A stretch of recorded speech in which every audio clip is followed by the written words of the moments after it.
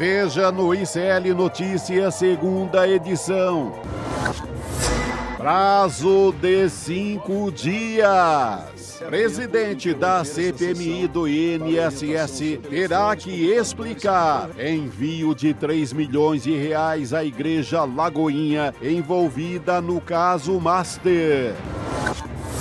Coincidência? Master e JBS repassam 18 milhões para a empresa ligada a filho de Nunes Marques.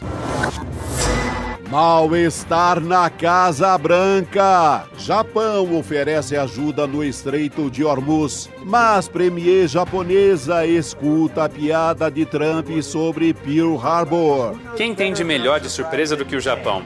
Por que vocês não me contaram sobre Pearl Harbor? O ICL Notícias, segunda edição, está no ar.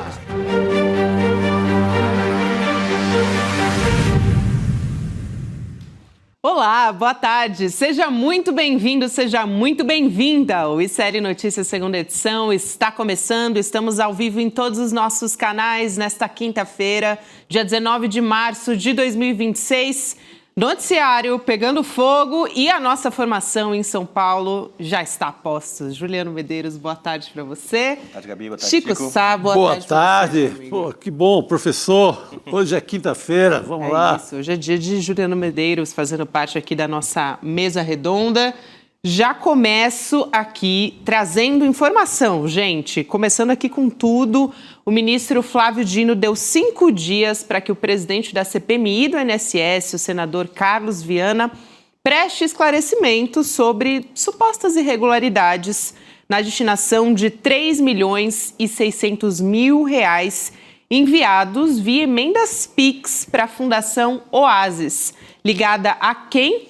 A Igreja da Lagoinha, a igreja que foi citada no caso Master, por causa da ligação do cunhado do Daniel Vorcaro, o ex-pastor Fabiano Zettel. Essa determinação está acontecendo depois dos deputados pastor Henrique Vieira, do PSOL, e o Rogério Correia, do PT, acionarem o Supremo. A gente vai colocar o documento aqui na tela. De acordo com os parlamentares, os valores das emendas indicadas foram os seguintes. Está aí na tela e eu vou trazer aqui para vocês também. 1,5 milhão de reais em 2019, a Prefeitura de Belo Horizonte, com destino à Fundação Oasis. Chico Sá está do meu lado aqui, ó, anotando, ponto a ponto. 1.470.000 em 2023, como repasse à Fundação Oasis de Capim Branco, na região metropolitana de BH, e 650 mil em 2025, num novo repasse à filial de Capim Branco. Além de violar a transparência e rastreabilidade das emendas que foram determinadas pelo próprio Supremo Tribunal Federal, os deputados afirmam que a sequência de transferência, gente, indica uma relação de financiamento habitual com essa entidade que está sendo investigada na CPMI do INSS, que é presidida pelo próprio Viana, né, o senador Viana. Os parlamentares também citam a possibilidade de o senador usar o cargo de presidente do colegiado para bloquear investigações sobre a fundação. Na tela aqui também uma carta escrita à mão, enviada pela assessoria do senador Carlos Viana, dizendo que não há irregularidades nessa ação, abre aspas, sigo cumprindo o meu dever de conduzir uma investigação que começa a incomodar quem nunca quis ver a verdade aparecer. Responderei nos autos dentro do prazo estabelecido, fecha aspas, assinado pelo senador Carlos Viana. Juliano Medeiros. Pois é, mais um episódio que atesta o que a gente tem denunciado aqui no ICL, não só aqui, muita gente tem falado, o que é a farra das emendas, né? Isso. E onde a farra das emendas pode dar, porque nós temos as emendas de bancada, nós temos as emendas de comissão, nós temos as emendas individuais, mas dentro das emendas individuais, Gabi, que podem chegar hoje a quase 40 milhões de reais por deputado, tem essa modalidade que é a emenda PIX. Que é o que é a emenda PIX, pessoal? É uma transferência fundo a fundo de um fundo federal para um fundo municipal, carimbado para uma entidade que não precisa apresentar plano de trabalho, Chico Sá, que não precisa apresentar o que vai fazer com o dinheiro.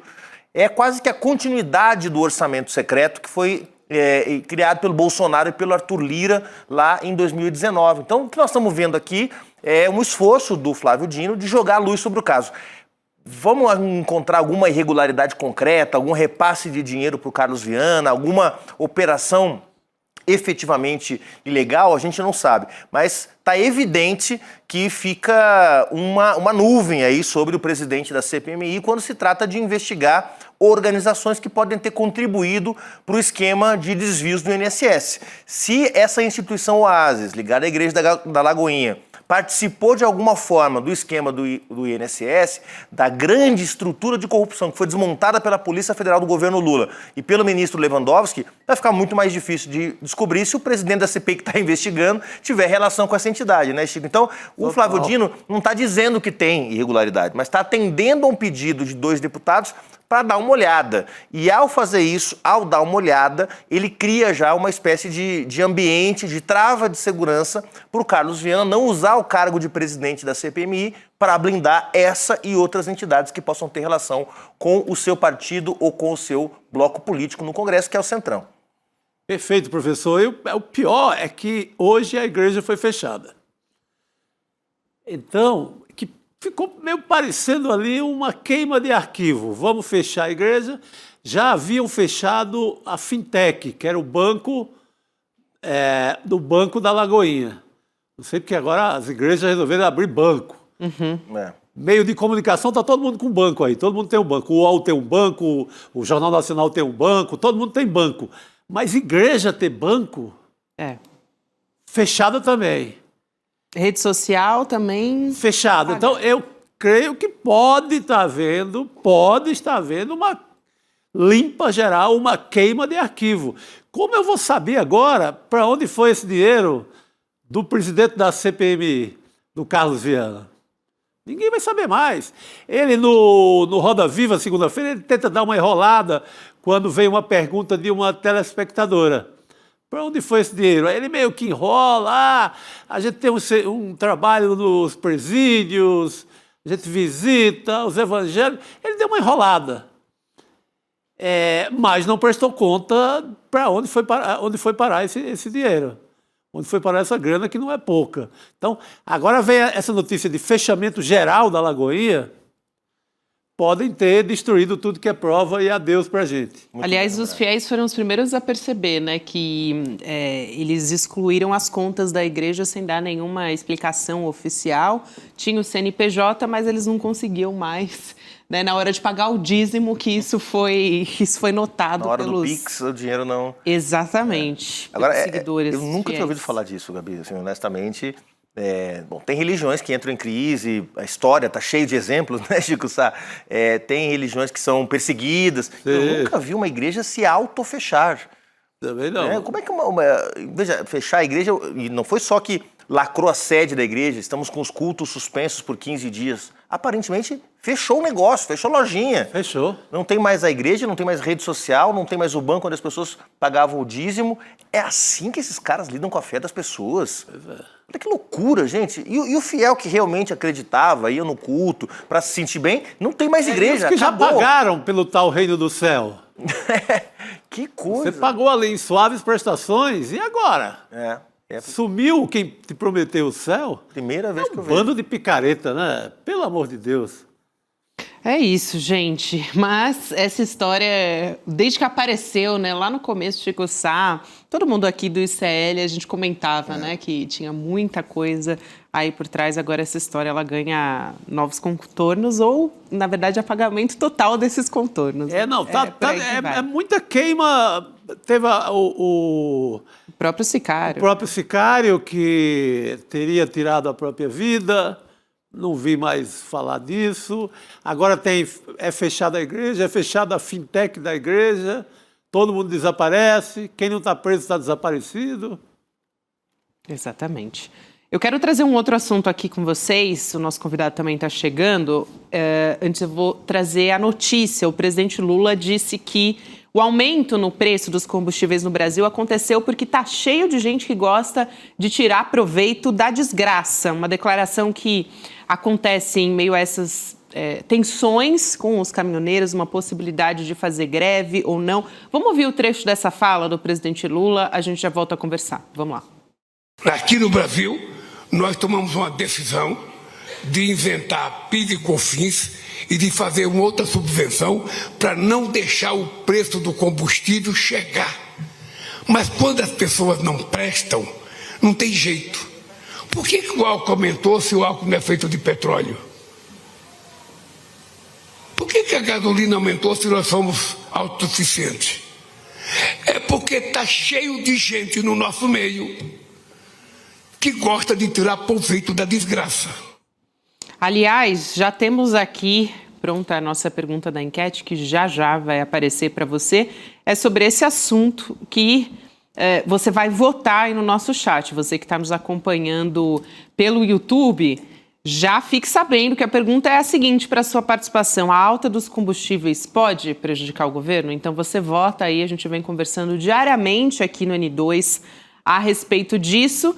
E eu vou chamar o nosso convidado, o José Cobori, professor, escritor, financista. Cobori, que prazer te receber aqui mais uma vez. Bem-vindo. Boa noite, prazer é tudo meu. Boa noite, Juliano. Boa noite, Gabi. Boa noite, Chico. É um prazer poder estar aqui com vocês. Boa noite, meu caro. Cobori, a gente vem discutindo aqui diariamente, né, no N2, a responsabilidade dos estados também nessa história, que estão jogando no colo do governo federal a responsabilidade, mas o presidente Lula, desde o começo, já sinalizou querer uma colaboração, uma participação de todo mundo nessa história. Então, já queria a sua análise a partir daí, como é que você tem visto essas medidas que estão sendo colocadas em prática, se é o suficiente, se tem que ter mais comunicação com a população ou se não, se já é o suficiente. Tem que haver mais comunicação, isso parece bastante óbvio, até se não houvesse o problema, né? Nós estamos num ano eleitoral e o governo tem que se preparar e saber que a extrema-direita vai aproveitar de qualquer subterfúgio aí para jogar a culpa no governo, né? O governo se antecipou, deu a isenção de PIS e COFINS para o diesel, né? Que é o que impacta realmente a indústria e os transportes, né? Que vai ter esse impacto no preço final ao consumidor.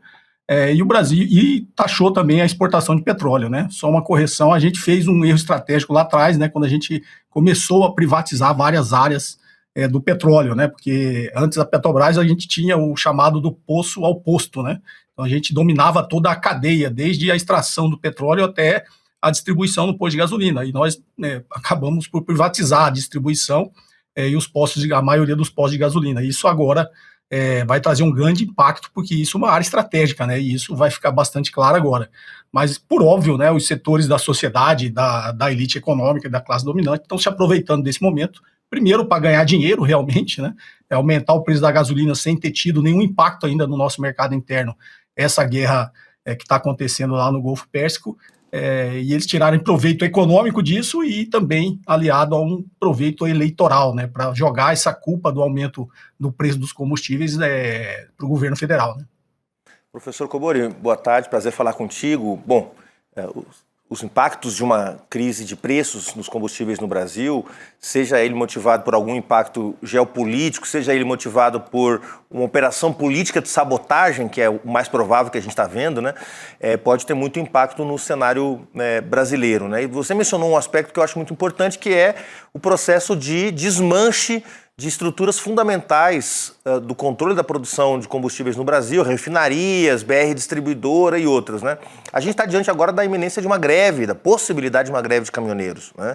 Queria te perguntar duas coisas. Primeiro, se, para além da redução de impostos, o governo pode fazer alguma coisa para diminuir o impacto, alguma coisa adicional para diminuir o impacto. Se fala já de uma bolsa caminhoneiro, alguma coisa um pouco nesse aspecto, né? Que também vai ter um peso fiscal importante, mas que poderia conter esse movimento grevista aí para evitar danos políticos. E a segunda pergunta, que é o que está rolando nas redes sociais: reestatizar a BR distribuidora é uma opção? Isso seria possível e ajudaria a enfrentar esse problema rapidamente, no tempo que ele tem que ser enfrentado? Ou é um processo que, ainda que o governo bancasse essa briga, demoraria muito tempo para ter feito?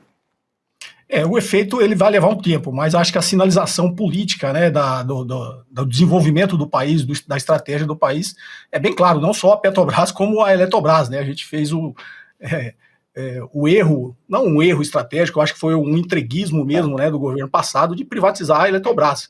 E agora a gente está vendo nesse tabuleiro geopolítico o que realmente interessa, né? O que realmente interessa é a energia. A Petrobras e a Eletrobras era extremamente estratégica para o Brasil. Só uma correção no que o presidente Lula falou: nós somos autossuficientes em petróleo, mas a gente em petróleo bruto, né? O petróleo refinado, já que a gente privatizou as nossas refinarias, a gente ainda precisa importar uma parte do que a gente consome aqui de combustível já processado, a gente depende de uma certa parcela de importação. Então nós não somos totalmente autossuficientes, né? Só quando você pega o petróleo como um todo, a gente é autossuficiente em petróleo. Então a gente cometeu um erro estratégico de privatizar as refinarias, privatizar a distribuição e privatizar vários postos, cadeia de postos de combustíveis, né?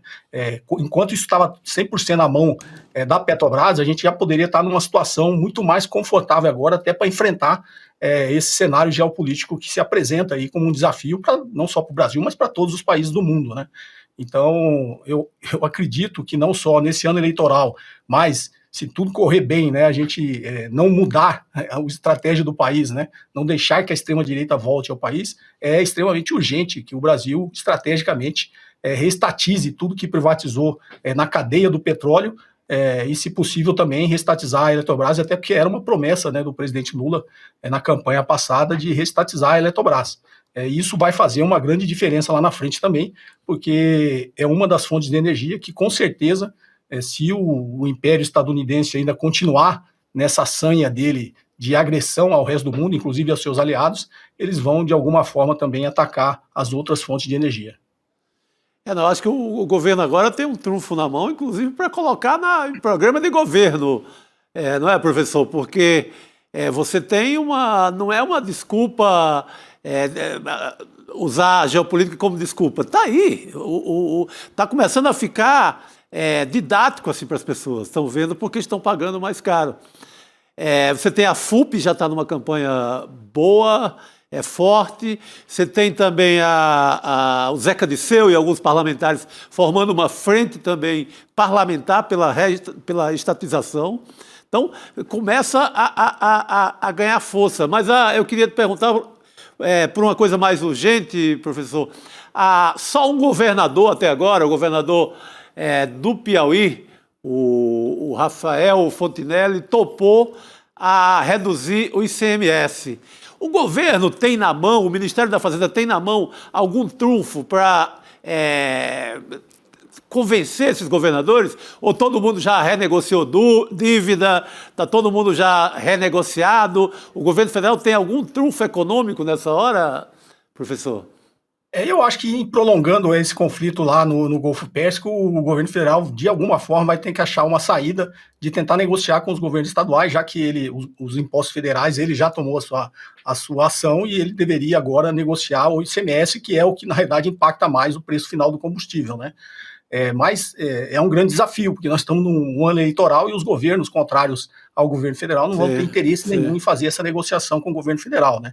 E a gente também está numa transição, né? O Fernando Haddad está agora saindo do Ministério da Fazenda, então a gente está num cenário bastante difícil para se negociar. Na realidade, eu acredito que vai acontecer o inverso, né? Os governos estaduais contrários ao governo federal, eles vão utilizar esse motivo para fazer o enfrentamento político num ano eleitoral.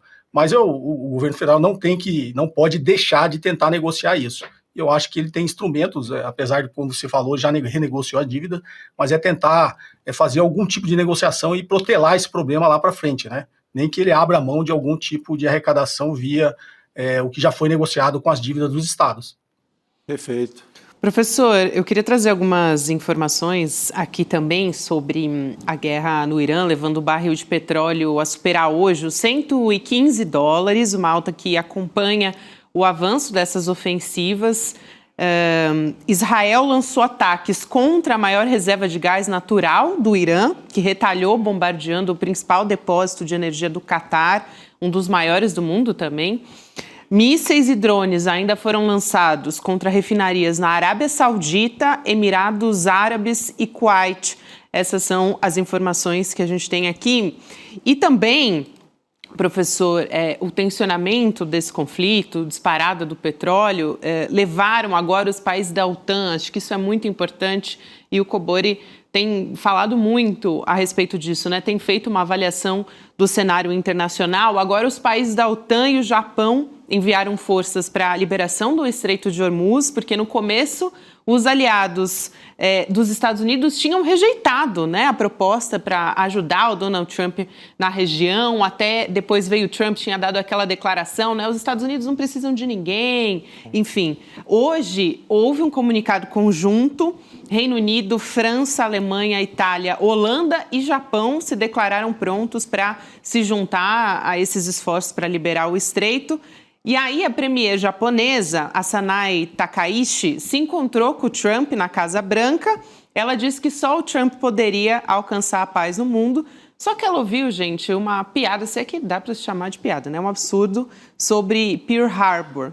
E a fala veio quando o presidente foi questionado sobre por que não avisou os aliados que iria atacar o Irã. A gente tem aqui o trecho dessa fala e já volto a conversar. Nós não contamos para ninguém porque queríamos surpresa. Quem entende melhor de surpresa do que o Japão?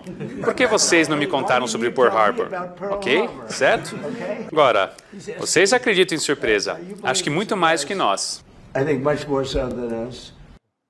É que o Pearl Harbor, né, professor, você vai poder explicar muito melhor, mas foi um ataque surpresa, né, da Marinha Imperial Japonesa contra uma base naval dos Estados Unidos, já em 1941 isso. Então, ali ele colocar isso dessa maneira, é uma maneira, a gente já conhece, né, esse modus operandi do Donald Trump. Grosseira, né, deselegante, tudo que... Na verdade, é um trauma, né, um trauma da memória, tanto do Japão exatamente. quanto dos Estados Unidos. Foi, na realidade, o que colocou os Estados Unidos oficialmente na Segunda Guerra Mundial, né? Isso, inclusive, é bem retratado num filme feito no Japão, né? Que eu sempre indico, quando me pergunto, que é o Almirante Yamamoto, né? Que ele é o comandante da Marinha que faz esse ataque. E, na realidade, ele era favorável que pelos códigos de ética da guerra, fosse avisado, né?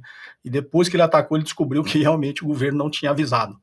Mas é uma coisa completamente fora de propósito ele falar isso na reunião, que ele chamou o Japão para ajudar, né? E aí o Japão chega lá e ele faz essa piada. Mas vamos lá. Na realidade, assim, a análise que eu faço, esse ataque de Israel ao campo lá do South Pars, né? Que o Donald Trump negou e logo em seguida depois ele foi desmentido pelos próprios serviços de inteligência dos Estados Unidos, que falou que Israel tinha avisado os Estados Unidos, e foi um ataque conjunto, né, a essa refinaria de gás, essa processadora de gás, e obviamente o Irã ia retaliar, né? Então agora eu acho que está um pouquinho atrasado esse acordo que ele está querendo fazer com outros países, esse pedido de ajuda que ele fez para outros países para ajudar no Estreito de Hormuz. Eu lembro que lá atrás, até como na estratégia que eles chamam de escada de escalada, e eu sempre fui favorável que os Estados Unidos deveria, na realidade, administrar melhor esse bloqueio do Estreito de Hormuz. Porque se o Irã não tiver mais a possibilidade de bloquear o Estreito de Hormuz, a próxima ação dele é atacar o processamento e a produção de petróleo e gás, né? Que é muito pior, porque lá, na realidade, é só um gargalo logístico, né? A partir do momento que acabar um conflito, chegar a algum tipo de acordo, você abre aquele gargalo e o petróleo passa a fluir novamente. Agora, quando você ataca as refinarias de processamento e produção de petróleo, é uma coisa muito mais grave, né? Então, dentro dessa escada de escalada, eu acho que desbloquear ou tirar essa opção do Irã sobre o Estreito de Hormuz seria estrategicamente muito pior para o resto do mundo, né? Então, assim, ele chegou atrasado, que ele tinha pedido ajuda e todo mundo recusou, né? E agora que depois que eles vão lá e atacam uma produtora de gás, uma das maiores produtoras de gás do Golfo Pérsico, e o Irã começa a retaliar e ele volta de novo para o negócio do Estreito de Hormuz. Eu acho que ele está meio atrasado nessa estratégia dos Estados Unidos, e isso vai gerar um grande impacto, né? Tanto que isso já está refletindo no preço do petróleo. Mas se eu tiver tempo, falar um pouquinho do petróleo, que na realidade essa cadeia do petróleo, o que mais preocupa o resto do mundo são alguns outros fatores que eles não estão olhando, não é o petróleo à vista, né? Existe um mercado gigantesco de derivativos e futuros de petróleo que passam da casa de 200 trilhões de dólares, né, de instrumentos derivativos que têm o ativo petróleo como seu ativo subjacente. Então existe uma preocupação e o mercado está na minha leitura, tá? Eu acho que o mercado está segurando um pouquinho, esse preço do petróleo não explodiu de vez, né? Na verdade, existia uma expectativa que já deveria ter chegado até em $200, né? Dado o conflito, o estágio que o conflito está, mas o mercado está segurando, porque eu acho que existe uma pressão dentro dos Estados Unidos para que o presidente Donald Trump recue nesse ataque, né? Não era só de bastidores, né? A gente viu agora o chefe lá do Departamento de Contra-Terrorismo, né? Que não só pediu demissão, como tornou público o motivo, e colocou tudo que todo mundo achava nos bastidores que é a pressão do lobby israelense. Então eu acho que esse ataque de Israel, que teve agora comprovada a conivência do presidente Donald Trump, a essa produtora de gás, na realidade é uma escalada que Israel está querendo fazer para que os Estados Unidos não saia da guerra. Ele está tentando prolongar esse conflito por outros interesses, né? Porque o interesse econômico dos Estados Unidos está muito claro que foi um erro ele ter iniciado esse conflito, e agora ele tenta procurar uma saída honrosa, porque já existe uma pressão muito grande do mercado financeiro, né, da elite econômica, da elite do capitalismo financeiro, para que esse negócio termine o quanto antes. Porque se esse desequilíbrio no preço do petróleo vai gerar um cataclisma financeiro nos Estados Unidos, tá? Porque não só do mercado futuro e derivativos, que a gente vê das últimas crises, é sempre o que provoca essas crises, como que esse dinheiro do petrodólar, que é reciclado por essas 6 monarquias lá do CCG, né, de cooperação lá do Golfo, esse dinheiro todo é reciclado no mercado financeiro estadunidense. Inclusive, uma boa parte desses grandes fundos soberanos do dinheiro do petrodólar das 6 monarquias do Golfo Pérsico estão servindo para alimentar a bolha de inteligência artificial. Então, a partir do momento que esse dinheiro já parou de ter esse fluxo no volume que tinha o fluxo para os Estados Unidos, isso já está sinalizando que essa bolha, essa euforia, como diria o Wilma Minsky, né, que a gente já chegou nesse momento Minsky, isso vai deflagrar um cataclisma econômico nos Estados Unidos. Então, eu acredito que existe uma pressão muito grande dentro dos Estados Unidos para que os Estados Unidos arrume uma saída honrosa e abandone esse conflito. Mas Israel continua tentando puxar os Estados Unidos cada vez mais para o conflito. Com 37% já de aumento do diesel nos Estados Unidos, seguramente essa ofensiva do Trump para liberar o Estreito de Hormuz, me parece, professor, tem a ver com tentar mostrar para a opinião pública dos Estados Unidos que eu estou fazendo alguma coisa, né? Como mostrar para a base dele, claro, estou tentando fazer alguma coisa para resolver o problema. Talvez, havendo aí algum tipo de entendimento sobre esse tema do fluxo pelo Estreito de Hormuz, o Trump se dê por satisfeito e pode até cessar os ataques, não? Na realidade, o próprio J.D. Vance, que é o vice-presidente americano, ele era contra, né, os Estados Unidos ter entrado nesse conflito. Não só ele, como a base, a famosa base maga dele, né, vários políticos do Partido Republicano estão fazendo uma pressão muito grande para que o Donald Trump arrume uma saída honrosa. Na realidade, ele está tentando essa saída desde o dia seguinte, tá? Se a gente pegar a cronologia, no dia seguinte ao ataque, ele saiu com aquela mentira que ele falou que o Irã tinha procurado para propor um cessar-fogo. E aí o Irã desmentiu, que não tinha procurado nada. Então, você vê que todo dia ele fala alguma coisa, sinalizando que, na realidade, é ele que quer terminar o conflito, né? Só que ele não quer sair como, eu perdi, estou recuando, né? Mas, como diria o famoso taco, né? O Trump sempre arrega, em algum momento ele vai ter que arregar. E eu acho que essa pressão é muito forte dentro dos Estados Unidos para que ele volte atrás antes que o pior aconteça, né? Porque essa crise de liquidez que pode ser gerada, você tem uma ideia, o nível, quando eu falei do momento Minsky, que o Minsky tem aquela estrutura que ele chama de hedge especulativa e Ponzi, a economia americana já está nessa estrutura Ponzi há muito tempo. Mais de 1/3 das famílias americanas, ou seja, 110 milhões de americanos, tem mais de $1 trilhão em dívidas com cartão de crédito. Então, esse impacto no preço do combustível, e a gente sabe que não só a maioria da população, mas a grande maioria da classe média americana, elas estão vivendo no limite, né? Então, um acréscimo nesse gasto que o americano médio vai ter com o combustível, isso na realidade, uma perda de renda do cidadão americano. E essa perda de renda vai fazer com que ele comece a liquidar, eventualmente, quem tem para liquidar posições no mercado financeiro, e isso vai gerar exatamente essa crise de liquidez, que vai ser, obviamente, impulsionada por esse conflito, né? Mas, assim, quando a gente fala, a gente chega num negócio desse, sempre vai aparecer um gatilho, né? E o gatilho que pode deflagrar isso, com certeza, é esse conflito no Irã. Então, a gente tá avaliando, né, com bastante apreensão, porque, infelizmente, um cataclisma nos Estados Unidos é um cataclisma na economia mundial, né? Então a gente torce para que o Donald Trump receba essa... Ele não vai tomar essa decisão se não for sob pressão, né? Então a gente torce para que o Donald Trump assuma esse erro, arrume uma saída honrosa que seja, né? Minta lá que ele venceu, que é o que eu acho que ele vai fazer. É o que ele faz, né? E saia do negócio, né? Pare com esse conflito, porque o Irã, ele não vai recuar. O Irã, ele está no que a gente chama numa situação existencial, né? Ele não tem o porquê recuar. Ele sabe que se ele recuar, daqui 6 meses eles vão voltar a atacá-lo, como foi na Guerra dos 12 Dias, em junho do ano passado, e voltou agora, né? Então, o Irã está numa situação existencial, o Irã não recuará, enquanto os Estados Unidos não recuarem. É isso, professor Cobori, um prazer te receber aqui, mais uma vez, seja sempre bem-vindo. Até a próxima. Prazer é todo meu. Um abraço, Juliano, Gabi, Chico. Um abraço forte para vocês aí, bom programa. Obrigado, professor. Um grande abraço, professor. Valeu. Como é bom ouvir quem sabe das coisas.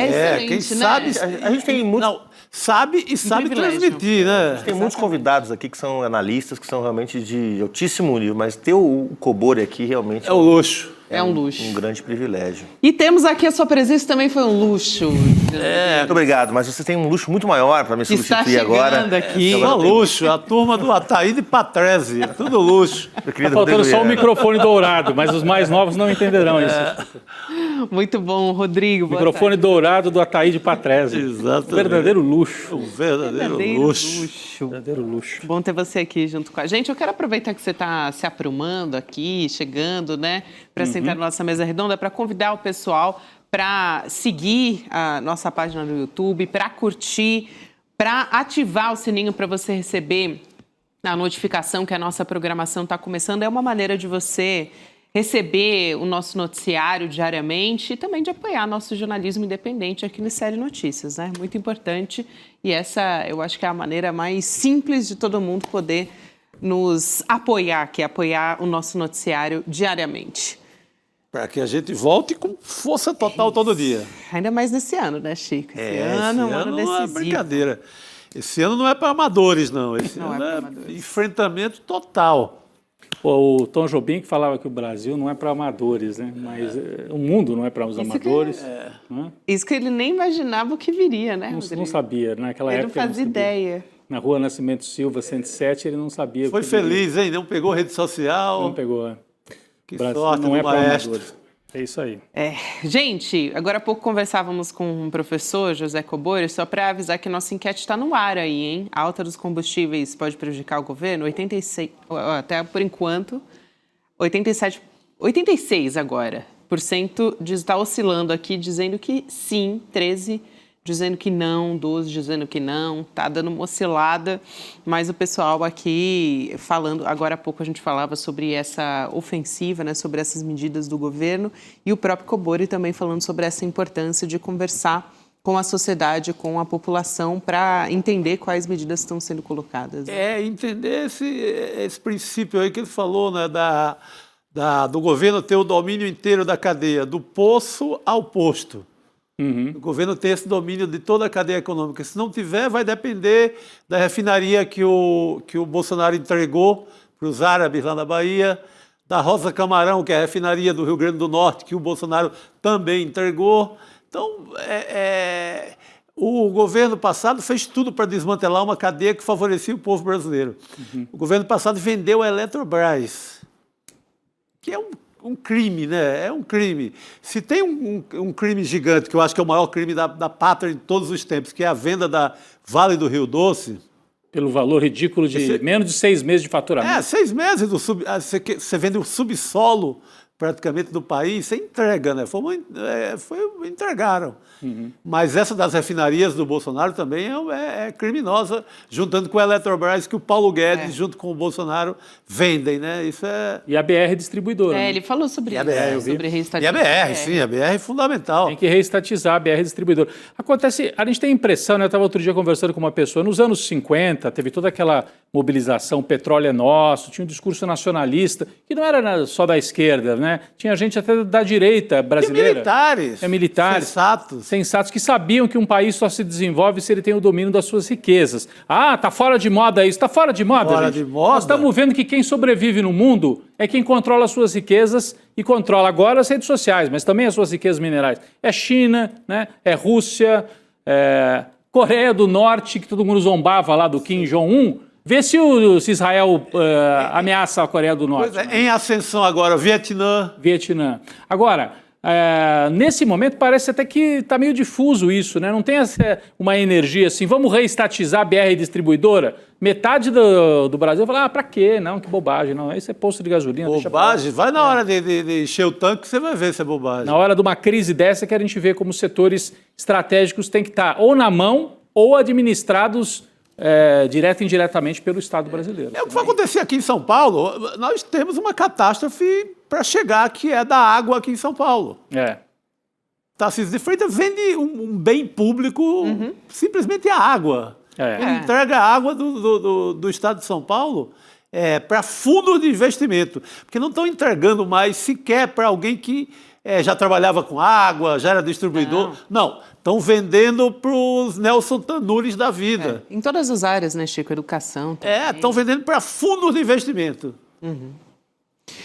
Gente, eu queria trazer uma notícia aqui, enquanto o nosso convidado está se ajustando para chegar aqui com a gente, que é a seguinte, vamos para ela agora. O ministro Gilmar Mendes, do Supremo Tribunal Federal, anulou hoje a quebra de sigilo aprovada pela CPI do crime organizado para investigar o fundo de investimentos Arlim. Vocês devem se lembrar desse nome. A Arlim, que fez negócio com uma empresa do ministro Dias Toffoli, também do STF. Em fevereiro, Gilmar Mendes já tinha barrado a quebra de sigilo da empresa Meredith Participações, da qual Toffoli revelou ser sócio. O Gilmar argumentou que a quebra autorizada pelo Congresso configura desvio de finalidade e que a votação em bloco e não individual viola garantias constitucionais. Segundo o ministro, esse tipo de procedimento não é adequado e apontou que houve alertas durante a votação sobre o risco de a decisão ser revertida. Essa reação, tem uma reação, na verdade, do relator da CPI do crime organizado, o Alessandro Vieira. A gente coloca aqui na tela para vocês. Ele foi para as redes sociais, disse que o ministro Gilmar Mendes age para proteger o colega Dias Toffoli. Está na tela.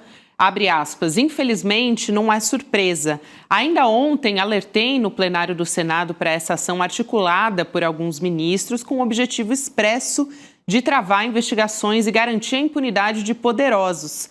Para contemplar seus interesses, não tem nenhum constrangimento em rasgar a Constituição e atropelar outro poder da República. Reitero o alerta: o abuso constante está destruindo a credibilidade da justiça, fecha aspas. Vou aproveitar e já chamar aqui o nosso convidado, Renato Meirelles, que é presidente do Instituto Locomotiva. Renato, bem-vindo mais uma vez ao N2. Bem-vindo. Que delícia estar aqui com vocês três, que prazer, que privilégio estar aqui. O luxo que vocês estavam conversando antes é ser entrevistado por vocês, é participar dessa bancada aí de alguma forma. Como a gente disse, hoje é dia só de presenças luxuosas. Hoje estamos bem demais. Apesar de que esse assunto é um desdobramento bastante explosivo, né, do caso Master. Assim, queria entender a avaliação do Renato Meirelles sobre isso, né? O ministro Gilmar Mendes parece que não está poupando a caneta que ele tem, o poder, o decano, né, do Supremo Tribunal Federal, para criar uma espécie de circuito de proteção em torno do Toffoli. Já tinha feito isso em relação à empresa Meredith, como falou aqui a Gabi, e agora toma mais uma medida relacionada a esse fundo de investimentos aqui. O que gera Arlim, né? O que gera reação da parte dos senadores e tal, que estão supostamente tentando investigar. Como é que você tem avaliado isso, Renato? Quem que você acha que são os atores aí que estão com mais problemas nesse momento? Porque esse escândalo do Master atinge, parece, em parte o Supremo Tribunal Federal, mas deveria atingir também o Banco Central, que deixou isso prosperar na gestão do Campos Neto, políticos que alguns nomes já surgiram. Como é que você avalia esse quadro aí? Olha, sempre as nossas avaliações tentam partir do que a população brasileira pode interpretar disso, enxergar sobre isso, né? E o que a gente tem visto é que a sensação que a população tem é de uma confusão geral. Cada um fala do lado, o que a oposição acha de um lado, quem não é oposição é governo, critica aí a oposição. Esse cenário dá força para uma crítica ao Supremo Tribunal Federal, uma crítica que até então estava sendo encampada pela extrema-direita, criando um ambiente de caos na visão da população brasileira. Se a economia não tivesse como está, provavelmente nós iríamos de novo ter um ambiente favorável aí a uma crise institucional. Quando eu falo crise institucional, não é necessariamente contra o governo Lula. É uma crise que afeta todos os 3 poderes da República e cria uma situação de que são todos iguais. A história já mostrou que toda vez que se cria uma situação de somos todos iguais, a democracia perde. E se abre espaços para narrativas de uma crítica contra tudo e contra todos, o que abre espaço aí para uma candidatura, para fortalecer uma candidatura antissistema. Dito isso, isso como que a população está vendo esse sistema. A população que eu digo, desculpa, a população que eu digo é a população que se interessa por isso, tá? Temos aí uma margem grande da população que não faz a menor ideia do que está acontecendo. Mas, respondendo a pergunta, as pessoas acham que o Supremo está se defendendo, o Congresso está tentando dar o seu jeito. Até agora, o governo federal não foi diretamente atingido com essas notícias, mas é uma questão de construção de narrativa, que num processo eleitoral facilmente pode ser dito, e que a população também não vê diferença entre o escândalo do INSS e o escândalo do Banco Master. Tá? Eu não estou querendo aqui dizer que é tudo igual, é óbvio que não, mas para o brasileiro médio é todo um grande escândalo de corrupção. Chico, a minha dúvida é se quem colhe, se fica essa impressão de que todos estão envolvidos, como tenta se criar essa narrativa, quem é que sairia em vantagem? A oposição. Quer dizer, eu chuto que é a oposição, mas eu prefiro ouvir o Renato, que entende mais do que a gente. Eu acho que eu não formulei bem a pergunta, que era aí que eu queria chegar, né? Mas esse ambiente favorece quem? Você ter um festival de casos de corrupção, favorece quem ou prejudica quem, Renato? Sempre prejudica o governo, seja qual governo for. Isso. Então não é que prejudica a esquerda, prejudica o governo. Porque quem está em posição de poder para a população é o governo. No entanto, até agora, a gente está num ambiente em que, por mais que no mundo político a eleição já tenha começado, para o brasileiro médio não começou. Agora, vamos lembrar que nós temos eleições presidenciais em que o imponderável foi decisivo dos processos. Nós tivemos a facada, nós tivemos a queda do avião do ex-governador Eduardo Campos, e talvez tenhamos algum desdobramento. Tivemos a Lava Jato num determinado momento, tivemos vários momentos aí do empoderável político interferindo na eleição presidencial. Agora, tem um outro fator que talvez ajude o governo para isso, Chico, que é o centrão com medo, né?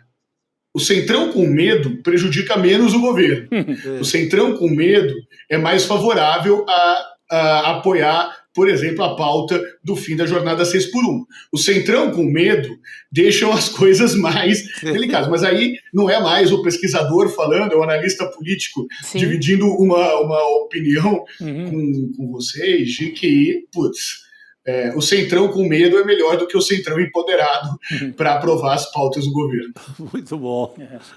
Excelente, aliás, essa avaliação. Renato, tem uma outra matéria que saiu hoje, uma reportagem do Estadão, só que aí é um outro personagem ligado ao STF, né, que se soma a essa história. O Banco Master e a JBS contrataram serviços da Consult Inteligência Tributária, né? Da onde vem isso? É uma empresa de consultoria que tem contratos com o advogado Kevin de Carvalho Marques. Ele é filho do ministro Cássio Nunes Marques, do STF. Então, segundo essa reportagem, dados do COAF, o Conselho de Controle de Atividades Financeiras, apontam que o Master e a JBS repassaram 18 milhões de reais à empresa de consultoria entre agosto de 2024 e julho de 2025. O que temos de posicionamento em nota? A Consult declara ter pago R$ 281 mil por serviços prestados pelo escritório do Kevin de Carvalho Marques. Disse que a quantia corresponde à devida remuneração pela prestação de serviços técnicos e de assessoria jurídica realizados entre 24 e 25 e declarou à Consult um faturamento de cerca de R$ 25 mil, o que teria levado o COAF a classificar as transações como incompatíveis com a capacidade financeira da empresa, indicando que alguns dos valores podem ter origem não formal. A JBS afirmou por meio de nota que lida com a complexidade do sistema tributário nacional e que contrata consultores, entre eles a própria Consult Inteligência Tributária. O advogado, o Kevin de Carvalho Marques, afirmou que o pagamento é lícito, oriundo do exercício regular da advocacia. O ministro Cássio Nunes Marques não comentou essa história desde que ela saiu no Estadão. Pois, rapaz, mal tirou a OAB e já está com contrato nessas alturas. Que loucura, né? Eu quero que se dê o mesmo tratamento que se deu ao Toffoli e o Alexandre de Moraes. Seria justo. Não é? Um questionamento com energia, para valer. Mas, pelo visto, está sendo uma notícia que já começa um pouco amaciada. Num tom mais baixo, né? Num tom mais baixo, pelo menos na mídia, que é o que nos compete avaliar. Renato. O Renato. Agora, tem um efeito aí, tem um efeito político sobre isso, que é consolidar mais uma unidade do Supremo. Uhum. Né? Então, quando você tem ministros que foram indicados por Bolsonaro, pelo Lula, quando você tem o decano Gilmar Mendes, é muito difícil criticar um e não criticar outro. Eu super concordo, Chico, que tem que ser dado o mesmo tratamento. Mas vamos olhar do ponto de vista político. Isso consolida o Supremo defendendo uma instituição. A quem nos está ouvindo, para evitar cortes, obviamente que tudo tem que ser investigado e que ninguém pode compactuar com qualquer tráfico de influência que possa existir, não só no Supremo Tribunal Federal, mas como em qualquer tribunal regional, como em qualquer poder da República. O tráfico de influência, infelizmente, é um mal da sociedade brasileira que resiste há décadas a qualquer iniciativa aí de ser combatido, de ser... Mas agora, do ponto de vista político, o Supremo sai consolidado. Né? A gente tinha um risco aí do Supremo começar quando mudou a relatoria do caso Master, a ter uma briga entre as duas alas que existem no Supremo, e o Cássio Nunes é de uma ala do Supremo Tribunal Federal que foi indicado pelo ex-presidente Jair Bolsonaro. Então, quando começa a pegar todo mundo, você vai ter o poder do Supremo une. De novo, eu não estou defendendo isso, eu só estou constatando, do ponto de vista político, qual é a consequência dessa notícia que a Gabi trouxe para a gente. Eu posso mudar aqui a temática para a gente falar também de eleições, gente, porque hoje, assim, é um dia decisivo. O Fernando Haddad está fazendo as últimas atividades como ministro da Fazenda. No lugar dele, anunciou o secretário executivo da pasta, o Dário Duriga. Daqui a pouco, o Haddad deve anunciar a candidatura ao governo de São Paulo, num evento junto com o presidente Lula, que está acontecendo no Sindicato dos Metalúrgicos, no ABC Paulista. Uma decisão que vem depois de muita conversa, eu diria muito convencimento também do presidente Lula, que convenceu então o Haddad a voltar a disputar a eleição contra o Tarcísio de Freitas aqui em São Paulo. Eu quero ouvir também o Renato a respeito disso, que tem muita experiência, né, com eleições, Renato.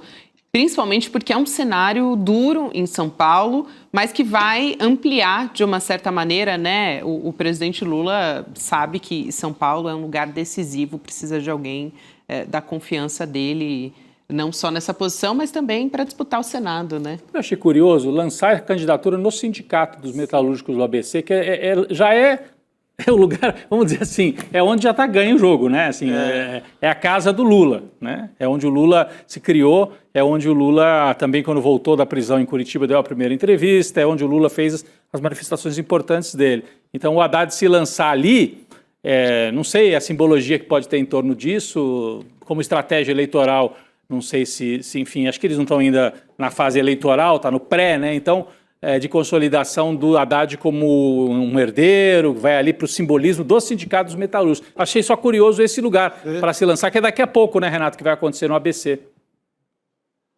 Rodrigo, eu já comento isso, mas eu estava dando risada quando a Gabi estava apresentando, porque foi exatamente aqui no CL Notícias que nós discutimos, algum mês atrás, naquele momento em que o Haddad disse, vamos ver quem convence quem. E nós discutimos. Óbvio, né? Né, Renato, na época. Mas foi essa gargalhada que todos nós dissemos, né? Bom, tem um cara que já foi 3 vezes presidente da República. Vamos ver quem convence Exatamente. quem. Então, só para lembrar aí o nosso telespectador dessa fala, a história é autoritária. Mas vamos lá, a sensação que eu tenho é que essa vai ser uma eleição em que Haddad entra favorito ao vice-campeonato. Né? O governador Tarcísio de Freitas a reeleição foi feita para reeleger. Isso vale para o Lula, isso vale para o Tarcísio. A lógica da reeleição foi feita para se reeleger. Nós tivemos na última eleição municipal a maior índice de reeleição de prefeitos.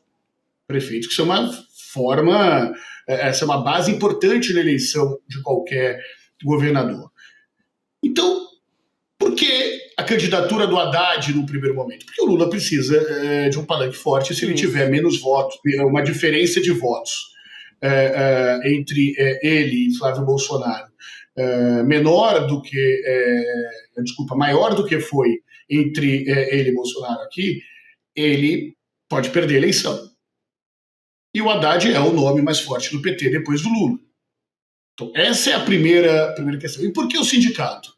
Porque se a militância não estiver fortemente mobilizada, a chance de cair dessa candidatura prosperar diminui. Agora, tem outra questão. A presença de Simone Tebet no palanque, que talvez seja candidata ao Senado. O apoio da militância do PT à candidatura da Simone para o Senado Federal é fundamental para dar a relevância para uma candidata que foi bem votada na última eleição presidencial aqui em São Paulo e que pode significar a ampliação da candidatura de Fernando Haddad aqui. Então, acho que é muito cedo ainda, obviamente, para esse processo de ampliar, mas é natural, Rodrigo, que comece mobilizando a militância. E não existe maior militância do Partido dos Trabalhadores do que a militância sindical, em que, vamos lembrar que ele é o Sindicato dos Metalúrgicos do ABC, presidido aí pelo Moisés, é o local que acolheu o Lula antes de ser preso. Né? Então, tem uma questão simbólica muito forte. E se a pergunta for, os metalúrgicos do ABC elegem o Haddad? Não.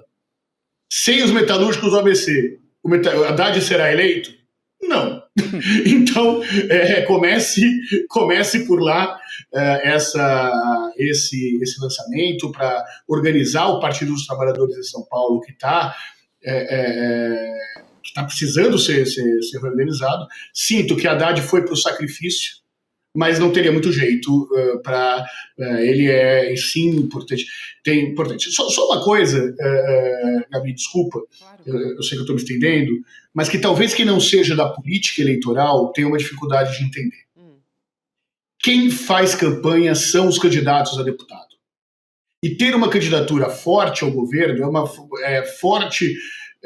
são votos de legenda fundamentais para eleger esses deputados e para ter militância, para ter boca de urna que faz efetivamente virar voto. Então não é um detalhe aí a candidatura do ministro Fernando Haddad, do agora ex-ministro Fernando Haddad, para isso. É super importante trazer essa explicação aqui também.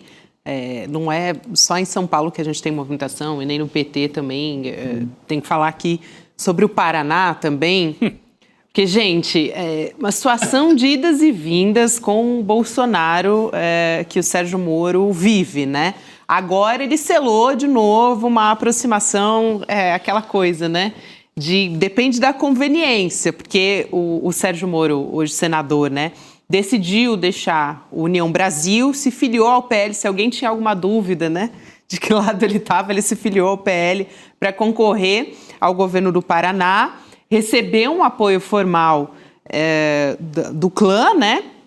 Agora ele está dando um apoio ao Flávio Bolsonaro também, então está sendo essa via de mão dupla e tal.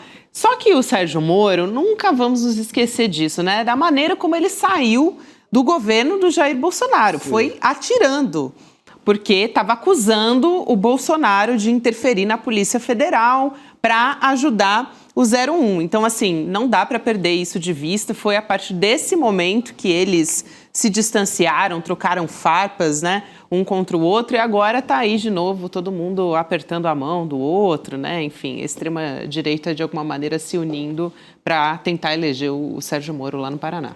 E nesse caso, porque como o Ratinho Júnior deve ser o candidato do PSD no Paraná, o Flávio Bolsonaro estava preocupado, né? Vai ter um outro candidato a presidente que tem todo o esquema do governo do estado com ele. Se ele não tiver uma candidatura, um palanque forte no Paraná, é a mesmo raciocínio igual do Lula, né, em relação a São Paulo, né? Então ele tenta puxar para o lado dele o Sérgio Moro e unifica ali os palanques. Até para a direita, Paraná é muito importante, né? Você tem que fazer uma lavada de votos lá.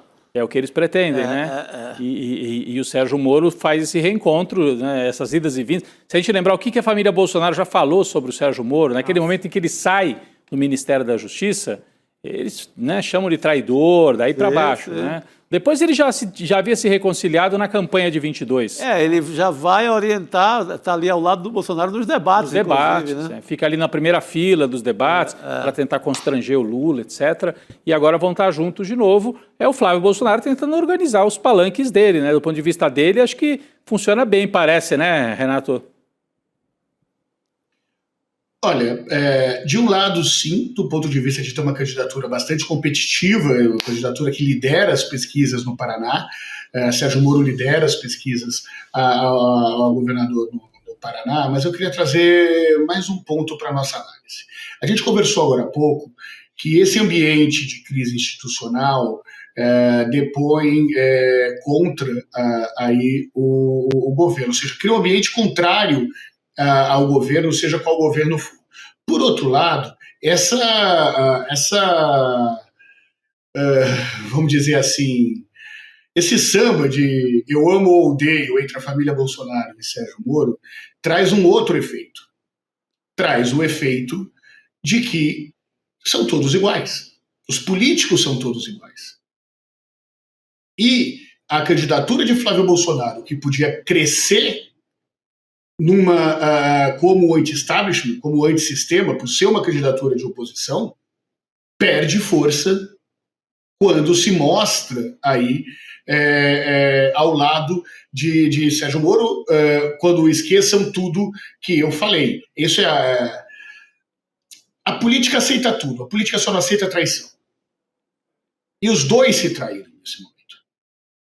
Isso vai levar a Sérgio Moro ser perguntado se ele irá defender a anistia de Jair Bolsonaro. Qual é a opinião também do governador Tarcísio sobre a anistia de Jair Bolsonaro? A do Flávio é clara. Mas esses governadores vão passar a serem questionados aí sobre se eles concordam ou não com a opinião deles com a opinião de Flávio Bolsonaro, com a opinião do candidato à presidência da República, Flávio Bolsonaro, com relação à anistia do ex-presidente. E nesse momento, toda a rejeição de Bolsonaro cai no colo dos candidatos a governadores oposicionistas. Eu estava dando uma olhada aqui, enquanto a gente conversa, né, sobre as frases que foram ditas pelo Sérgio Moro lá no passado, quando ele estava brigado com o Bolsonaro, né? Então ele diz com todas as letras, assim, que o Bolsonaro usou o governo para blindar o filho, chegou a questionar ainda, quando os meus filhos fazem alguma coisa de errado, eu corrijo e tal. Então, agora a gente vê essa imagem, é muito curiosa, né? A gente vê exatamente, a imagem com o filho Bolsonaro. que foi a questão. Justamente. Ele queria trocar a Polícia Federal lá no Rio de Janeiro, né? A diretoria da Polícia Federal. Eu não sei se o Renato queria completar. Fala, Renato. Não, queria sim, não. Só um outro ponto. O apoio à candidatura do Moro cria um racha na direita efetivo. É isso que eu ia falar. Eu ia falar disso, o PSD do Kassab, para que lado que vai nessa história, né? Não, porque aí é muito difícil se aproximar da direita ou uma eventual união no segundo turno. Porque imagina o seguinte, o Ratinho vai olhar antes de tudo para sua base eleitoral. É natural que ele olhe antes de tudo para sua base eleitoral. Obviamente que essas contradições apontadas pela Gabi vão ser ditas pelo candidato apoiado pelo Ratinho Júnior. E tudo isso vai virar munição para a campanha. Claramente essa contradição vai aparecer não só na candidatura federal, mas na estadual. E aí, como é que o Ratinho Júnior vai se comportar com relação a Jair Bolsonaro num debate eleitoral? Essas perguntas vão aparecer no debate eleitoral. E isso leva a um racha. Não, e pensando que para o Ratinho Júnior perder a máquina do Estado, porque se ganhar o Moro, né, que está na frente nas pesquisas, ele fica com a máquina do governo para ele. Então o Ratinho Júnior seria candidato a presidente, uma candidatura que não tem muita chance, mas para se construir para o futuro, e perderia em casa, né? Então ele vai desguarnecer a retaguarda e não vai conseguir avançar. Então isso vai criar realmente contradições ali que podem gerar problemas tanto para o Moro como levar o Ratinho a, num segundo turno, talvez ficar na dúvida, né? Do que fazer, ou ficar mais neutro, não empurrar tanto uma candidatura do Flávio, né? Para presidente, eu estou falando. E eu vou lembrar uma questão que não é trivial. Com todos os problemas, eu estou chamando de problema porque eu estou num dia bom, relacionado às falas do pai do Ratinho Júnior, ele sempre teve uma relação boa com o Lula. Sempre teve uma relação boa com o Lula. E o Ratinho Júnior, ele é um cara de direita, é uma candidatura de direita, mas é uma candidatura que conversa mais, ele tem uma posição menos, comparada com o Flávio Bolsonaro, ok, qualquer um conversa mais, mas ele tem um trânsito maior para isso. Então acho que essa talvez tenha sido precipitada essa ação de apoio ao Sérgio Moro, né, ou o que talvez também seja um movimento de forçar a barra para o Ratinho não ser candidato, candidato ao Senado numa eventual composição. Talvez para ser assim, truco. Vamos ver se o Ratinho Júnior vai dizer 6. Vamos ver se ele vai dizer 6 ou se ele vai baixar o jogo e sair candidato ao Senado. É isso mesmo. Obrigada, Renato. Sempre bom ter você aqui junto com a gente no N2. Valeu, meu querido. Obrigado. Beijão, até mais. Boa noite, Renato querido. Meirelles conversando aqui com a gente no N2. Eu quero aproveitar, agora há pouco eu falei para o pessoal curtir o nosso canal, ativar o sininho para receber as mensagens avisando que a nossa programação está começando, os alertas. Entra também no nosso grupo de WhatsApp para você ficar por dentro das notícias, dos spoilers, né, do que vem por aí. Então vai em esl.com.br/grupo. Se você estiver me assistindo pela televisão, dá para apontar o celular aqui para a tela. Tem o QR Code aqui no canto. Você pode também usar ele para entrar no nosso grupo. E quando os spoilers começarem a sair, você vai ficar por dentro, vai saber antes de todo mundo. Seguimos, gente? Seguimos. Cristina Serra já está chegando, já está a postos aqui para conversar com a gente. Cris, boa noite para você. Boa noite. Ai, perdão. Eita, saúde. Boa noite. Poxa, eu entro com todo gás. Pra valer. Deu até uma emoção. A Cris chegou. Boa noite, querida. Deu até uma emoção, Cris, de você chegar aqui também para conversar com a gente. Olha só, o que a gente vai conversar Tem muitos assuntos aqui para tratar com a Cristina Serra, mas antes, começando a falar de um climão entre a Polícia Federal, nesse momento, com a CPMI do INSS. A Polícia Federal está sentindo que tomou um drible da comissão. O que aconteceu, né? A PF tinha enviado parte dos arquivos, só dos arquivos do celular do Daniel Vorcaro, dono do Master, para a CPMI do INSS, preservando aqueles conteúdos pessoais, que falamos muito aqui, enfim, vocês viram diversas manchetes a respeito disso, mas a CPMI pediu para a Apple os arquivos que foram excluídos pela Polícia Federal. O material foi baixado de novo, armazenado pela CPMI, incluindo aquelas mensagens íntimas do Vorcaro, conversando com a ex-noiva, de parlamentares também. Nessa semana, por ordem do STF, a polícia voltou ao Senado, removeu esse material do sistema e formatou os computadores. O que acontece, então? Em nota, o presidente da comissão, o senador Carlos Viana, diz que a Constituição garante às CPIs poderes de investigação semelhantes aos do Judiciário, incluindo solicitar os dados a empresas públicas e privadas, e ele também negou que tenha havido interferência na investigação ou manipulação de provas sob cadeia de custódia. Então, era um climão, assim, dos bastidores por conta do teor dessas mensagens, mas agora veio ao público esse mal-estar depois que solicitaram os arquivos completos. Cris, começando por você. Gabi, que celular poderoso esse, né? Mas, enfim, Sem o que a dúvida. gente está vendo, de fato, é um cabo de guerra entre a Polícia Federal e a CPI. Agora, é verdade que a CPI tem, de fato, poderes de investigação bastante amplos. Isso que o Carlos Viana está falando, né, ele tem razão, é verdade. Isso está no regimento sobre funcionamento das CPIs.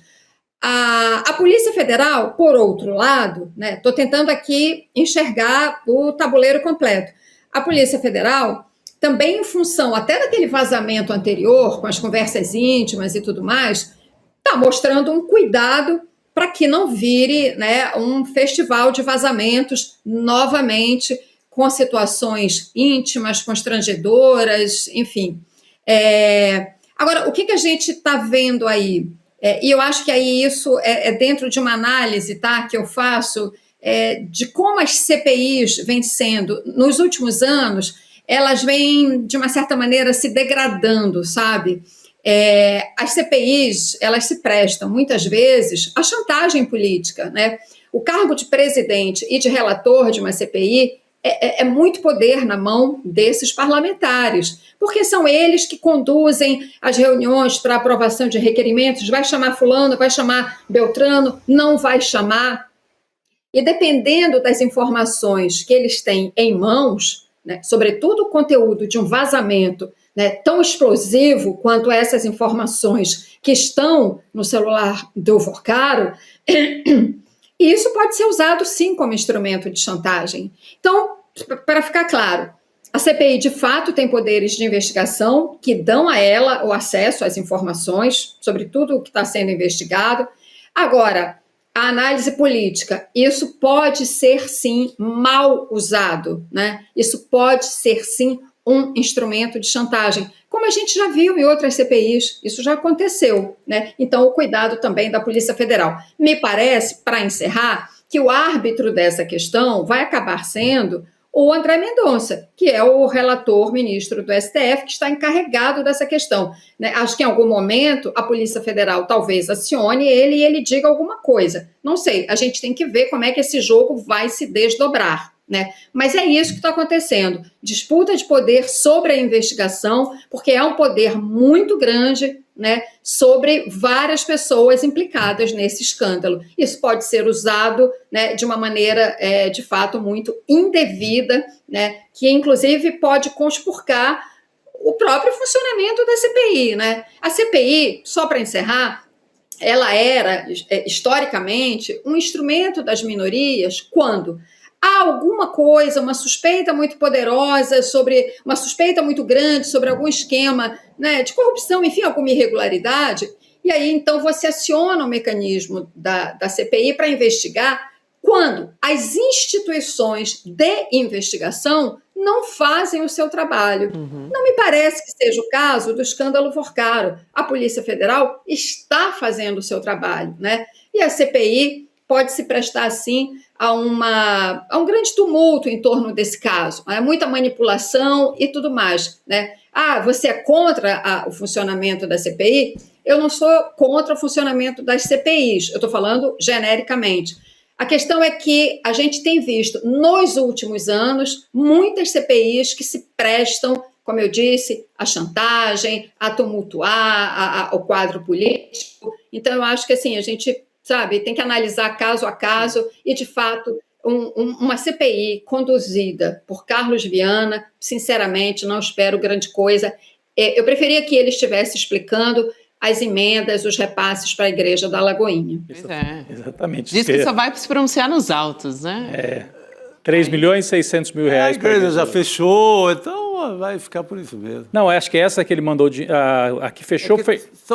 Tem uma do... É porque são a mesma contabilidade, digamos assim. Porque eu não diferencio o Zetel do Forcaro. O Forcaro é mais ligado à Lagoinha Roots lá, inicial, do pastor... Valadão. A outra, Belvedere, é uma franquia do Zetel, que é o maior financiador de campanha do Tarcísio e do Bolsonaro. A que fechou foi a do Zetel, né? É a do Zetel. Então. Mas, se o Zetel é o trem pagador, é o cara da operação do Forcaro, eu não faço mais diferença também. Acho que a igreja é a mesma também. E o Carlos Viana mandou dinheiro para a igreja, né? Para uma entidade ligada à igreja, na prática para a igreja, né? Mandou dinheiro para o grupo do André Valadão. Então, o sujeito que preside a CPMI, que está com atribuição de manejar esses celulares poderosos aí, esses arquivos todos, tem ligação direta com um dos ramos principais de investigação, que deveria ser a Igreja da Lagoinha, como é que ela ajudou na operação, já que o Zetel é o braço direito do Forcaro. Então, uma coisa não se separa da outra. Não dá. É impossível. 3,5 milhões, gente, de reais destinados a essa fundação ligada à Igreja Lagoinha. Tem que explicar mesmo. Eu quero trazer uma outra notícia aqui, um outro climão, na verdade, do presidente do Senado, Davi Alcolumbre, que chamou o presidente do Partido Liberal, Valdemar Costa Neto, de mitômano. O Alcolumbre diz que ficou estarrecido com as declarações sobre um acordo para votar o veto à dosimetria em troca da CPI do Mastro. Ele ficou estarrecido? Não sei por quê, né? Não conhece. Exatamente. Não conhece o Valdemar? Pô? Vamos ver o que disse o Alcolumbre exatamente sobre o Valdemar durante uma sessão do plenário. Vamos lá. Eu fiquei estarrecido com as declarações do presidente do Partido Liberal. Eu estou impossibilitado de a todo instante responder as agressões, os ataques e as mentiras de algumas pessoas que se acham no direito de inventar qualquer coisa e achar que aquilo é verdade. Aquilo é uma doença, chama-se mitômano, a pessoa que mente reiteradas vezes e acredita na sua mentira. Como eu não sou médico, eu não quero fazer nenhuma consulta pública ao ex-deputado federal e presidente do PL, deputado Valdemar da Costa Neto. Só para contextualizar, né, teve uma entrevista no começo desse mês que o Valdemar disse que recebeu uma proposta para pautar e votar, né, a derrubada do veto do presidente Lula sobre aquele projeto que reduziria a pena dos condenados do 8 de janeiro e isso atingiria o Jair Bolsonaro. E aí, em troca, a oposição ia retirar a pressão sobre uma comissão de inquérito sobre o Banco Master. Então, é nesse contexto que vem essa fala do Alcolumbre, que ficou estarrecido, diz ele, né? Cris. Bom, Gabi, eu torço pela briga entre Alcolumbre e Valdemar, torço pela briga. Olha, agora sim, esse tipo de situação que o Valdemar, a qual o Valdemar se refere, essa troca, né? Então, vamos lá, vamos votar o veto, né? Entendo que o que ele está falando a gente vota o veto do Lula, né? Derruba o veto para aprovar o PL da dosimetria, que beneficiaria o Bolsonaro. E, em troca, a gente não bota pressão no caso Master, que é o que essa turma toda quer mesmo, que a apuração do caso Master não dê em nada, porque alcança todos eles, ou boa parte deles, né? Não são todos né, mas alcança muita gente do lado deles, né? A gente precisa sempre lembrar, esse escândalo do Master é um escândalo do Centrão, é um escândalo da direita e de gente da extrema-direita, né? É muito ruim isso para eles, né? Então, assim, não deixa de fazer sentido, né, o que ele falou. Claro, o Alcolumbre tem um poder enorme, né, porque ele decide a pauta no Senado, enfim, se sentiu atingido e fez essa defesa, uma defesa em que ele parte para o ataque, né, chamando o Valdemar de mitômano. Agora, vai saber, né, que tipo de negociação está rolando hoje em dia. Entre essa gente, rola todo tipo de negociação, né? Falta ver se, enfim, o que tem condições de fato de sair, né, de acontecer. Esse tipo de acordo, de tentativa de acordo, né, vamos fazer isso para livrar a cara desse, salvar aquele, isso acontece, isso é um jogo permanente, né, no Congresso. Isso é permanente, é o dia a dia, o feijão com arroz do Congresso, né? Vão fazer isso, não vão? Isso está em jogo, não está? Aí é só entre eles mesmo, né? A ênfase com que ele refuta isso, como se fosse quase uma ofensa, né? E chama de o Alcolumbre chama de mitômano ao Valdemar, dá a impressão que ele quer passar o recado publicamente de que entre um acordo com o Valdemar e o acordo com outros setores, ele está preferindo fazer com outros setores, talvez com o governo e tal, e com o próprio Supremo, para aliviar a pressão para cima dele, no caso o Master, né? Talvez o Valdemar tenha hoje menos o que oferecer ao Alcolumbre do que outros setores. O Alcolumbre fica nessa posição no meio do caminho aí, né? Às vezes ele atende à extrema-direita bolsonarista, às vezes ele negocia mais com o governo. Nos últimos tempos tem negociado mais com o governo, né? Ele e o Hugo Mota, mas já fizeram um jogo duplo o tempo todo, né? Só para, talvez valha esclarecer para as pessoas, né? Mitômano é a pessoa que mente compulsivamente. Mente de maneira doentia, como ele mesmo disse, né? É uma doença, mitômano, né? E eu acho o Valdemar o contrário. O Valdemar é mais sincerão. Ele é mais desastrado ao revelar as verdades. Sabe, como dizer, a gente falou do Zetel agora, foi o primeiro cara que falou, não, o dinheiro foi mesmo para o Bolsonaro e outra, não foi via partido. Foi direto na conta. Foi direto na conta do Bolsonaro. Com o Tarcísio também. Então, ele tem pecado mais pelo sincericídio do que pela mentira propriamente dita. Então, acho que o que o Alcolumbre ficou ofendido é o Valdemar ter contado em público. Né? O Valdemar está contando muito. Está falando tudo, está entregando o jogo publicamente. Pode ser, Chico. Bem, boa leitura mesmo. Aliás, a gente sempre fala disso, né? Toda vez que o Valdemar dá uma entrevista pública, é um perigo. Sempre mas é fã ou hater, né? Ele libera, geral. No N2. É uma diversão, né? Verdade. É verdade, mas sempre rende aqui uma discussão entre nós. Gente, eu posso trazer aqui uma outra notícia, não sei se a Cris ainda queria falar sobre essa questão do Valdemar, mas virar totalmente a chave aqui para falar de um caso, tem mobilizado muita gente, é um caso que de certa forma é chocante, apesar desses casos acontecerem todos os dias, um caso de feminicídio envolvendo um casal de policiais militares de São Paulo. Análise de um dos celulares do tenente-coronel Geraldo Leite Rosa Neto, preso suspeito pela morte da Gisele Alves Santana, mostra o histórico de chamadas que ele fez depois do crime. No total, foram 19 ligações em 16 minutos e 39 segundos.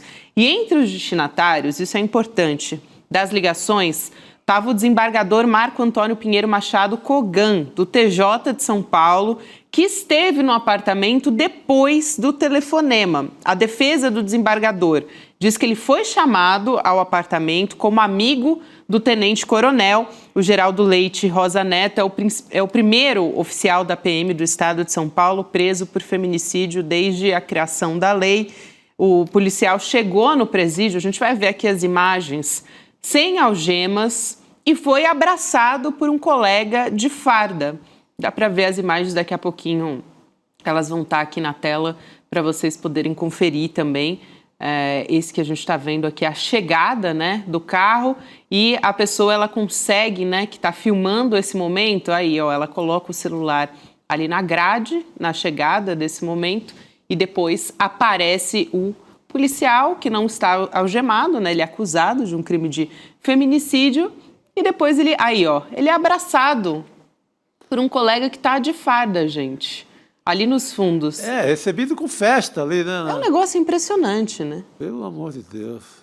Cris, eu aqui disse até que, enfim, é algo assim, nos choca, apesar de ser algo do nosso cotidiano, infelizmente, né? Mas a crueldade, depois daqui a pouco eu vou mostrar também as mensagens que ele mandou para a vítima, só demonstra realmente, é uma coisa estarrecedora, mas só demonstra realmente o quanto esses movimentos misóginos e red pill, eles têm uma influência muito forte, sim, nesses discursos, né? Discursos de ódio, na violência contra a mulher. Daqui a pouco eu vou trazer também essas mensagens, mas eu quero te ouvir primeiro. Gabi, esse caso, de fato, é estarrecedor, é muito chocante, né? Enfim, todos os detalhes, por onde você analisa, as mensagens trocadas entre eles, né? As coisas que ele falava, você vai mostrar daqui a pouco, então não vou entrar em muitos detalhes, mas é que a gente só entende, de fato, a barbárie, esse ato de barbárie, que é esse crime, a maneira como foi cometido, né? Extremamente covarde, as tentativas de encobrimento depois, né? Ele ligar para esse desembargador, obviamente ele está buscando uma proteção, mas é o caso típico, clássico do homem que se sente desafiado, né? O macho que se sente desafiado, né? Na sua condição de macho alfa, né? O provedor, né? É quem determina as regras do jogo. Agora, ele se casou com uma moça que era policial militar, ela era soldado, portanto ele sabia já de antemão, né, que se tratava de uma mulher com vida independente, com profissão, com trabalho, né? Ele era oficial, ela tinha uma posição hierarquicamente inferior, mas está aí, os dois uniformizados. Ele sabia da condição dela. Então, agora, apesar disso, né, ele não aceita. Então, eu fico imaginando o que deve ter sido a relação entre os dois, né, permanentemente de choque, de atrito, porque as mensagens que ele manda para ela, né, dizendo que ela deveria se subordinar e se submeter a ele, né, é de uma pessoa que de fato não aceita a vida independente de uma mulher, né, que acha que a mulher tem que ficar em casa, né, aquela mentalidade século XIX, enfim, infelizmente ainda chega até nós. Então, eu imagino o que deve ter sido, né, o inferno da vida dessa moça, né, com esse sujeito pressionando ela o tempo todo para que abandonasse a profissão, porque em última instância era isso que ele estava dizendo para ela, né? Então, é que isso fique, sabe, como lição não, como um exemplo, como um alerta para todas as mulheres. Quando começa esse tipo de situação, pressionando para você abandonar a sua profissão, né, e abandonar, portanto, a sua independência financeira, emocional, enfim, né, profissional, esse é um sinal de alerta gravíssimo, né? Precisa tomar uma atitude imediatamente. Estou aqui até falando sem saber exatamente os passos que ela tomou, mas ela deixou claro que queria se divorciar. Ele não aceitou isso, né? Ele ficou extremamente contrariado com isso e resulta nesse assassinato extremamente covarde que choca. Imagens que você acabou de mostrar. É recebido carinhosamente por um colega de farda, né? Busca o desembargador, ou seja, né? Homens se apoiando, apesar deste ser um criminoso que eu espero que vá ao tribunal do júri. É um crime comum, é praticado por um militar, mas não se trata de um crime militar. Portanto, ele não pode ser julgado pela corte militar. É um crime comum, assassinato, é tribunal do júri, né? E a gente espera que essa punição seja rápida, né? E que sirva de exemplo para outros casos, para que a gente tente, de alguma forma, conter essa epidemia de feminicídios no Brasil. Vou trazer aqui os trechos das mensagens. Gente, aqui tem um momento que a vítima, a Gisele Alves Santana, ela diz: se eu soubesse que você iria me tratar dessa forma após casar, não queria casar. Aí ele diz: eu te trato como todo homem macho alfa trata sua esposa, com amor, carinho, atenção e autoridade de macho alfa, provedor e fêmea beta, obediente e submissa. como toda mulher casada deve ser. Onde será que ele aprendeu a usar esses diálogos, né? Aí aqui, marido provedor, esposa carinhosa e submissa, não tem atrito. E aí depois ela estava dizendo a ele, né, praticamente solteira, e ele diz, jamais, nunca será. Tá fazendo uma ameaça, né? Depois ele até disse, se você quer ter liberdade para seguir quem você quiser, você tem que ficar solteira. Enquanto você estiver casada comigo e vivendo na minha casa, na minha comanda, as coisas serão do meu jeito. Não admito seguir outros homens, ficar de conversa com outros homens, mulher casada comprometida e que o marido é o único provedor do lar, tem regras a cumprir. Se você quer liberdade, não fique casada. Depois ele ainda esfrega na cara que paga a conta. Nossa. São as minhas regras, o meu jeito. Né? Exatamente. Aí a última mensagem que a gente tem, assim, ainda tem uma questão ali que ele diz... Eu sou mais que um príncipe, sou o rei, religioso, honesto, trabalhador, inteligente, saudável. É impressionante, assim, ele faz uma série de elogios a ele mesmo. E antes ela estava justamente dizendo, eu achei que você era um príncipe, cavalheiro, romântico, perdeu toda a essência do chaveco, me trata de qualquer jeito. Realmente... Não, ele estava delirante, né? Para não dizer assim sendo até bondoso, porque ela dizia, eu achava que você era um príncipe. Ele fala, eu sou mais que isso, eu sou um rei, sou isso, sou aquilo. Gente, de onde que ele tirou assim, isso tudo? Agora, o pior mesmo é ver como há uma incorporação de um discurso que vem pronto, né? Essa história do macho alfa, isso aí é um discurso que está aí na sociedade, que foi retirado... Religioso, tem tudo. Só faltou citar o Velho Testamento, que citam muito para dizer que a esposa tem que ser uma escrava... Só faltou isso, mas insinua. Então, e é um discurso red pill, né? O manual inteiro. É a mesma cartilha que está sendo reproduzida e que está levando a casos iguais. A feminicídio, a morte de mulheres. Então tem um método aí, tem um método terrível aí. Só faltou ele dizer, sou um homem de bem, né? Sim, só faltou isso. Só faltou isso. Ai, Cris, enfim, é difícil, né, ter que terminar a nossa conversa assim, mas infelizmente esses casos não param de acontecer, a gente tem que continuar batendo nessa tecla. Obrigada. Obrigada, pessoal. Boa noite. Boa noite, Cris. Tem ainda uma notícia que está chegando aqui, viu, gente? Acabou de sair aqui na coluna da Mirelle Pinheiro, no Metrópolis. Para a delação, Vorcaro vai ser transferido para a Superintendência da Polícia Federal em Brasília. A pedido da defesa, o ministro André Mendonça autorizou a transferência. Acabou de sair. Ou seja, acabou a prisão praticamente, né? Vai ficar ali na PF já como parte do acordo de delação. Já passou para outra etapa da vida. Ou seja, realmente... Ninguém prende esse tipo de gente, ninguém prende, cara. O cara não ficou uma semana, nem uma semana deu. Acho que um pouquinho mais talvez. Pelo amor de Deus, já vai ali para a salinha da PF. Tudo sob comando do André Mendonça, né? Então vai ser uma delação controlada pelo André Mendonça. Vamos ver se vai bater onde deve, né? Vamos ver mesmo. Pessoal que participou aqui da nossa enquete, agradecer. A alta dos combustíveis pode prejudicar o governo? 86% dizendo que sim e não, 14% é algo que a gente vem conversando aqui. Um assunto inflamável. Assunto inflamável para o governo. Tem que ter todo cuidado com isso e saber comunicar, enquadrar governadores. Não pode deixar essa moleza que está sendo, não. Muito bem, pessoal. Então a gente vai nessa. Quero agradecer também da nossa audiência Denise de Paula, Júlio Sérgio, Edilson Damião, Oswaldo Guerra, Luiz Peraca, que participaram com a gente, comentando aqui no nosso chat. Amanhã estaremos de volta. Rodrigo, Chico, boa quinta-feira para todo mundo. Tô quase com um pezinho na sexta-feira. Calma, que tá chegando. Nossa Senhora, tá chegando. Até amanhã. Vamos nessa, pessoal. Boa noite. Você sabia? O ICL tem uma plataforma digital de cursos. Reunimos em um único lugar tudo o que você precisa para se desenvolver profissionalmente, culturalmente e espiritualmente. São mais de 300 cursos com os melhores professores do Brasil e do mundo, abordando os temas mais importantes da atualidade. Aprenda sobre política, arte, filosofia e até 7 idiomas diferentes pelo preço de um hambúrguer.